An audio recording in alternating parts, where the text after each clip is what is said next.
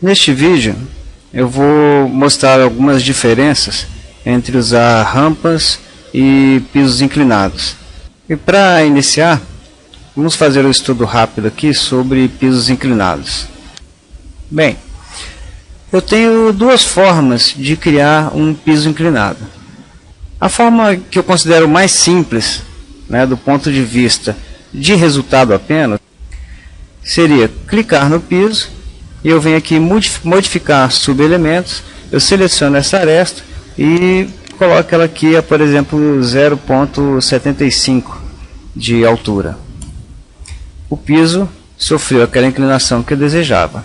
O problema deste método é que quando eu seleciono agora o guarda-corpo e peço selecionar novo hospedeiro e seleciono o piso, ele não acompanha a inclinação do piso, tá ok?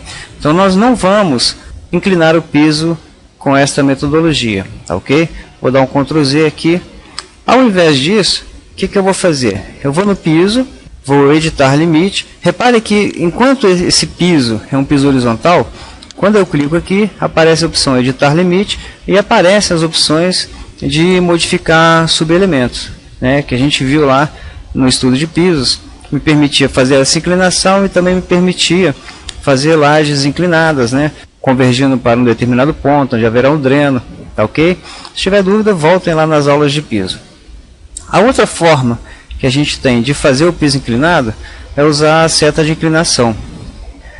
Então, no caso de eu precisar colocar guarda-corpos, e até posso dizer que de uma forma geral, se você quer usar pisos inclinados em substituição a rampas, nós vamos usar, em vez disso, setas inclinadas. Então eu vou editar limite, e eu coloco aqui uma seta de inclinação do ponto médio aqui até o ponto médio lá. E aí nessa seta de inclinação eu coloco como padrão de deslocamento inicial 0 e padrão final 0,75, ok? Concluo, o piso sofreu inclinação, ele dá um aviso aqui que esse elemento não está mais horizontal. Clico em reiniciar a forma e ele obedece ao critério que eu desejava. E agora sim, se eu clicar no guarda-corpo e pedir selecionar novo hospedeiro e selecionar o piso, olha lá, agora sim ele acompanha a inclinação. E o interessante, eu vou olhar aqui na elevação sul para ver esse piso de frente, e reparem que, embora o piso seja inclinado, os balaústres eles são verticais. Então o ângulo aqui entre os corrimãos não contínuos, e os balaústres, ele não é de 90 graus, tá ok? Essa é uma complexidade que o Revit consegue abraçar aí de uma forma automática, se a gente precisar fazer essa edição, tá ok? Voltando lá no 3D, então se você for usar pisos em substituição a rampas, a forma correta de incliná-lo será usando setas de inclinação. E em consequência disso, uma vez que eu tenho o piso inclinado através de seta de inclinação, ele não permite modificação de subelementos. Reparem que agora eu seleciono o piso e não aparecem mais as opções de modificação de subelementos, adicionar pontos. Uma vez entendida esta questão, vamos ver como criar esse piso inclinado aqui substituindo a rampa. Indo lá na planta do térreo, uma coisa que eu vou notar é que se eu vier aqui em anotar, colocar a elevação do ponto, aqui ao longo desse trecho inclinado, ele não vai me permitir colocar essa identificação porque ela é muito variável nesse trecho. Ao passo que aqui, já onde eu tenho uma plataforma, ele tem o nível 078. E a primeira coisa que eu vou observar é exatamente com relação a essa cota. Como a rampa foi calculada através de uma inclinação fixa, as cotas dos patamares elas vão ser consequência, então não vão dar valores exatos. Então isso pode eventualmente me trazer alguns problemas, algumas dificuldades construtivas na obra, por não ter exatamente valores exatos. Como eu não trabalhei no limite da inclinação, eu ainda tenho uma margem aqui para trabalhar a altura dessa plataforma plana, dessa área de descanso, exigida por norma. Então posso querer, por exemplo, colocá-la no nível 0,80 ou no 0,75, tá ok? Já que eu não estou no limite aí da minha inclinação, eu posso subir um pouquinho. Então eu vou eliminar essa rampa para construí-la através de pisos inclinados. Bem, o processo aqui é aparentemente simples, só que eu também vou ter alguns problemas de criação nesse tipo de rampa específico, aonde o meu trecho curvo é inclinado ao mesmo tempo. Quando você tiver rampas onde os trechos inclinados forem retos, né, não haverá problema. Eu vou explicar do que eu estou falando aqui. Para construir esse piso inclinado, eu simplesmente venho aqui em arquitetura, piso, não vou me preocupar com o tipo nem com a estrutura dele. Eu posso vir aqui selecionar linhas. Eu já tenho as linhas do CAD aqui como referência, eu simplesmente clico no contorno, e conforme a gente viu naquele exemplo, eu vou criar aqui uma seta de inclinação. E aqui é que reside o problema. Vou explicar. Eu poderia desenhar uma seta reta daqui até lá, ok?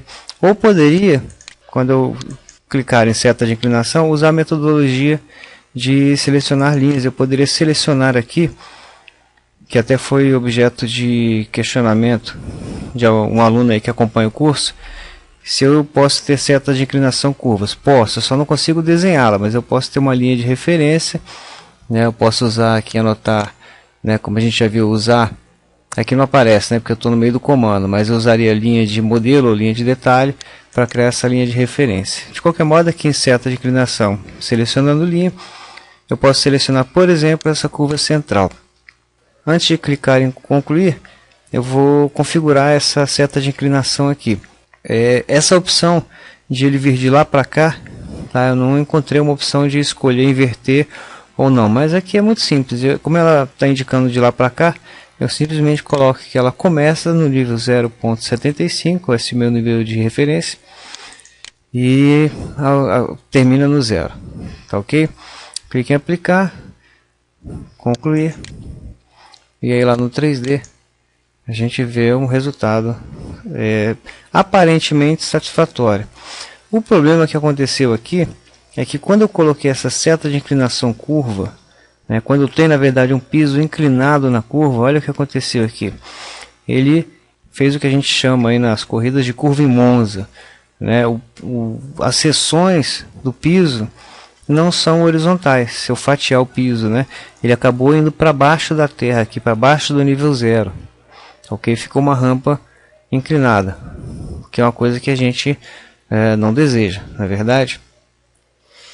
Isto porque, se eu for analisar aqui a seta de inclinação, aqui ela está no plano, mas quando eu subir esse início aqui em 0,75, esse aqui permaneceu no 0.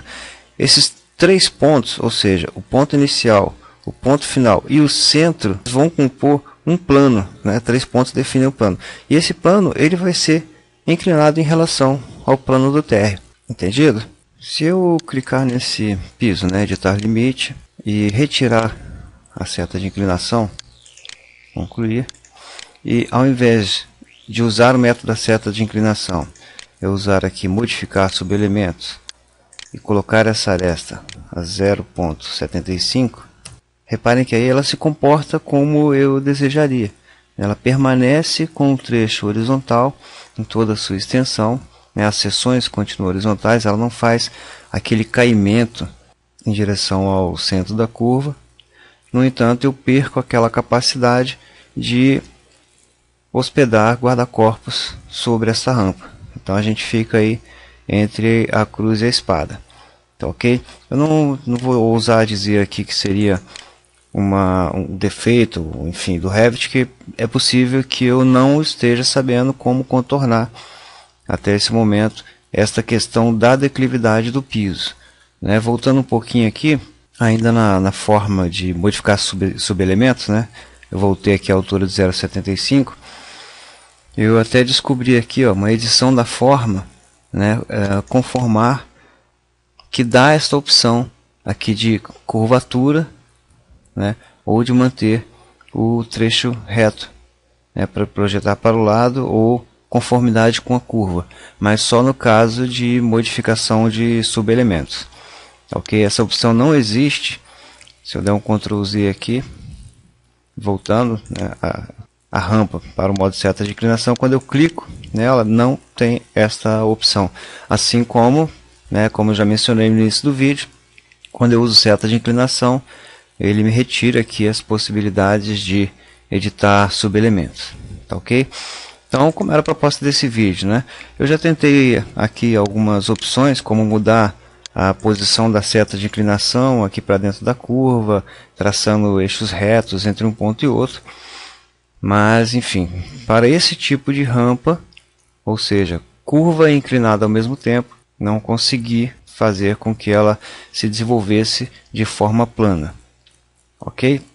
Então, você vai ter que decidir se você precisa ou não de guarda-corpos, se esse tipo de rampa atende a você. E aqui eu, nessa região do piso, vou voltar lá para a planta do térreo. Aqui seria mais simples, né? Eu desenhar um piso, eu já colocaria aqui na altura 0.75 e através até do retângulo eu marco esse piso aqui e concluir. E lá no 3D acontece essa não conformidade, vamos chamar assim, exatamente porque os pisos não vão se encontrar, ok? Se no futuro eu conseguir fazer com que esse piso se desenvolva de forma horizontal, sem sofrer essa inclinação, eu faço uma correção, faço um adendo em outro vídeo. Ok? Então vamos ficar com esse problema por enquanto da seguinte forma. Eu vou editar o limite, só para continuar ilustrando a diferença entre o uso de rampas e pisos inclinados. Daqui, nessa forma de modificar subelementos, eu consegui fazer a união perfeita. Vamos supor agora que eu tenha, normalmente eu tenho, uma coluna estrutural apoiando esse patamar. Para eu colocar, eu virei aqui em coluna, né, vou pegar uma coluna aqui de 300 milímetros, ok? Não vou levar em consideração o posicionamento, tá? Essa família está definida como colocação de topo, ele já tem alguns parâmetros aqui, vou simplesmente colocá-la aqui abaixo dessa rampa. Depois eu vou corrigir os parâmetros dela. Vou corrigir aqui, ela está no nível térreo, vou colocar ela a 0.3 para a gente visualizar, começando no nível 0, aplicar. Eu tenho uma pequena coluna, né? E já vejo aqui a vantagem do piso, né? Se eu seleciono a coluna, aparece aqui a mensagem anexar topo base. Se eu seleciono essa laje, aqui no caso ele está vinculado ao elemento não estrutural, né, que eu construí um piso de arquitetura, na verdade eu deveria ter construído um piso estrutural para obedecer ao modelo analítico da estrutura, né? E a gente vai ver a estrutura com mais detalhes quando nós abordarmos lá no curso avançado a parte do Revit Structure, ok? Essa vantagem de anexar, ela não existe lá na minha rampa. Tá, okay? Se você tentar fazer esse anexar topo base, ele não permite que você selecione como alvo da coluna o elemento rampa. Tá, okay? Uma outra coisa que não vai ser possível colocar em rampa são aquelas arestas de laje, né? Eu posso também querer colocar aqui em piso, né? Viga de borda, né? Aresta de laje. Eu simplesmente seleciono aqui, né? E eu já posso colocar essas arestas de suporte, coisa que eu também não posso fazer na minha rampa. Tá, ok? Depois vocês testem lá para confirmar o que eu estou dizendo, né? Também não consigo colocar esse elemento em bordas curvas, tá, ok? De pisos, tá? Mas essa seria uma vantagem. E a desvantagem aqui, como eu mencionei, é que eu também não consigo colocar um guarda-corpo acompanhando a trajetória desse piso, beleza? Já falando da parte que a gente costuma chamar no BIM, né, no Revit de 4D, que seria a questão de materiais, uma outra desvantagem da rampa é quando eu for gerar a minha lista de materiais, né, for conceber as minhas tabelas. Se eu vier aqui em vista, tabelas, né, tabelas e quantidades, se eu vier aqui em rampas, vamos procurar lá rampas, ok. Reparem que eu tenho como campos possíveis, né, comentários de tipo, CUT, do código de montagem, tá? Mas, na verdade, quem tem um pouco mais de afinidade com o planejamento da obra em si, né, com levantamentos de quantitativos, já vai ver que na rampa, provavelmente eu vou ter um elemento estrutural, em seguida eu vou ter um piso sobre ele, esse piso vai ser feito de várias camadas, né? E essas camadas, vamos supor que eu tenho um contrapiso, depois eu vou colocar uma ardósia, enfim, qualquer tipo de revestimento nessa rampa. Ou seja, essa rampa vai ser composta de vários materiais, né? Na verdade eu não tenho essa disposição aqui, isso não vai me permitir, na hora que eu exportar, por exemplo, para o Navisworks ou para uma planilha, né, do Primavera, planejamento de desembolso, né, ou de compra de materiais ou de códigos de sequências de montagens, eu não vou ter como discriminar os materiais da rampa. Ao passo que no piso eu tenho várias camadas, então eu posso fazer aqui no piso, né, eu posso estabelecer em editar tipo a estrutura desse piso, né, estabelecer as várias camadas que vão me dar esse fracionamento na hora de planejar o orçamento de obras, né? Fazer um quantitativo mais delicado, né? Mais preciso dos materiais que compõem essa rampa. Voltando à situação inicial do nosso desenho, vamos aqui à planta do térreo e a gente vai identificar aqui um outro probleminha, vamos chamar assim, relativo à rampa, que diz respeito à representação. Eu vou pedir aqui cores consistentes. Repare que apesar de a gente estar no nível térreo, né, de a gente ter uma faixa de corte aqui, a rampa aparece como um todo, né, e na verdade essa rampa está chegando lá no outro pavimento e ela aparece inteira aqui. Repare que com relação ao guarda-corpo, em determinado instante ele começa aqui, ó, a ser tracejado. No entanto, a rampa ela aparece como um todo, né? Ela aparece cheia. Na verdade, a gente, por norma de desenho, ela teria que aparecer tracejada. Então surge aqui um problema de representação. Ela deveria ser pontilhada, tanto a rampa quanto o guarda-corpo. Vou voltar aqui em linha oculta.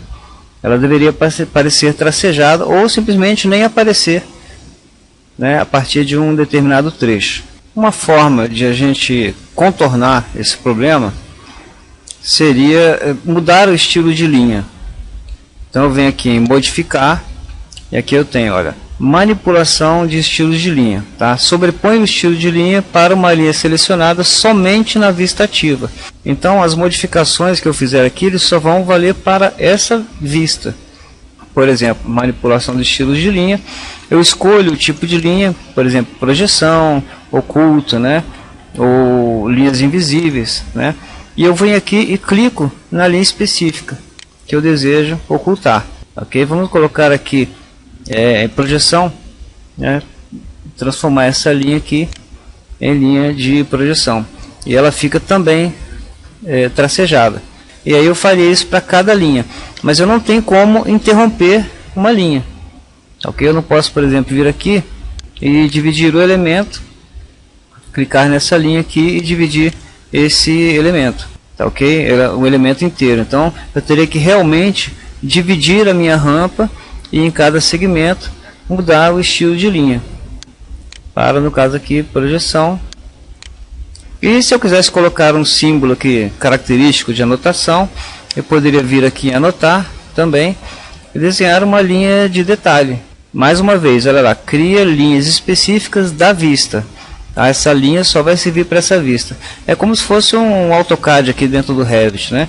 Eu coloco uma simbologia, aí eu poderia colocar aqui, voltaria para o estilo em vista, né, que é o estilo típico, e faria aquela minha anotação típica de interrupção. Ok? Poderia dar essa denotação. Tá? Lembrando que aqui eu coloquei no meio para poder ficar visível o desenho. Na verdade, essa linha de interrupção ela deveria passar por cima dessa daqui, porque a partir daqui para lá ela está em projeção. Ok? Faria isso para todas as linhas de um determinado patamar para cima. E se eu quisesse que essas linhas simplesmente sumissem do desenho? Nesse caso, eu usei um artifício, ok? Vamos dizer assim, uma invenção minha, tá? Que seria aplicável nesse caso. Relembrando, em configurações, aqui no menu gerenciar, né? Em configurações adicionais, eu tenho aqui estilos de linha. Então tem aqui as várias categorias de linha, como elas são definidas, né? A cor, né? O padrão da linha. Então eu poderia, por exemplo, criar uma nova linha. Eu vou chamar de linha branca. Ok? A ideia é substituir essa linha por uma linha branca. Já que, como eu mencionei lá nos primeiros vídeos, né? What you get is what you see. Aquilo que você vê é aquilo que você tem. Então, se eu tiver uma linha branca no papel branco, não vai sair nada. Tá ok? Então, venho nessa linha branca, seleciono para essa linha a cor branca, clico em OK, né? O padrão sólido, contínuo, e a espessura de projeção pode ser um mesmo. Clique em aplicar OK, e aí eu vou fazer esse mesmo procedimento. Vou lá em modificar, manipulação de estilos de linha, venho aqui agora e seleciono linha branca, né? E vou clicando nas linhas e elas simplesmente vão desaparecendo, vamos dizer assim. Na verdade, elas estão sendo substituídas por uma linha branca. Ok? Se eu passo próximo a ela, ela é selecionada. No entanto, ela não aparece, né, no meu desenho, consequentemente, ela não vai aparecer na impressão. Ok? Ela está aqui, mas não aparece. Faria isso para essas linhas. Ok? É um artifício. No entanto, se eu pedir agora cores consistentes, o que acontece? A linha sumiu, mas a porção sólida, né? Aliás, na verdade ela não sumiu. Agora, como eu tenho um sólido, né? A linha do guarda-corpo apareceu em branco aqui. Tá? Como eu posso contornar parcialmente esse outro problema que me surgiu? Tá? Tudo isso são artifícios. Eu posso vir aqui também em anotar, né, e criar uma região preenchida. Ok? O que eu vou fazer aqui? Antes disso, vou cancelar aqui, vou clicar no guarda-corpo, HH, só para facilitar a minha seleção. Ok? Ocultar temporária, aparece essa margem azul aqui. O que eu vou fazer então? Vou criar uma região preenchida, né? Venho aqui editar tipo, eu duplico esse elemento, coloco Ashura branca, por exemplo. Clico aqui, peço preenchimento sólido com a cor branca mais uma vez. Ok? Clique em OK, Ashura branca. Eu vou lá agora selecionar linhas, seleciono as linhas de contorno, né, da rampa. Não preciso selecionar a linha intermediária. Selecionei, né, criei um ciclo fechado, clique em concluir. Tá? Mas, mais uma vez, essa linha, essa região achurada, aí eu já remeto ao outro problema, que é a questão da borda dela. Né? Se eu vier aqui modificar estilos de linha branca, né? Se eu seleciono aqui, ela não some, porque eu não consigo fazer isso para uma região achurada. Tá, ok? Essa região achurada, ou região preenchida, melhor dizendo, se eu vier aqui em editar tipo, eu tenho aqui espessura da linha, mas não me permite selecionar o tipo de linha para esse contorno. Tá, ok?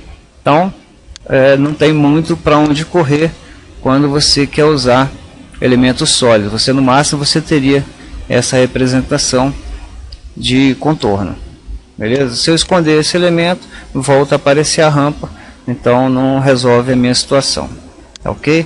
Mas na situação ali oculta, que seria características de desenho técnico, né, eu poderia fazer essa rampa, vamos dizer assim, sumir. Bem, aqui eu dei uma pausa no vídeo e reconstruí essa rampa através de pisos. Mas eu fiz isso apenas para ilustrar a questão da visibilidade. Se eu fosse agora na planta do térreo, vou ocultar esse elemento do CAD, né? que a gente importou, e eu observo que a rampa agora ela é naturalmente interrompida pela faixa de vista, né, que é característico de pisos. Então essa é uma diferença aí de representatividade. Por último, eu voltei aqui à situação de rampa, tá? Repare aqui que é uma rampa, não é mais um piso. Quando eu tento colocar a inclinação de um ponto, tá? Esse comando ele não atende a rampas. Aqui essa trecho horizontal ele coloca nenhuma inclinação, e aqui ele tem uma inclinação variável. Mesmo em rampas retilíneas, né, apenas para mostrar que não é elemento curvo, eu não consigo botar essa inclinação, tá ok? Enquanto que, voltando à situação de piso, né, se eu coloco aqui a inclinação do ponto, agora sim ele permite, né, colocar aqui uma seta de inclinação, ok? Então seta de inclinação, aqui anotar, a inclinação de um ponto, né, na verdade a inclinação de uma face, ela atende a pisos inclinados, mas não atende a rampas.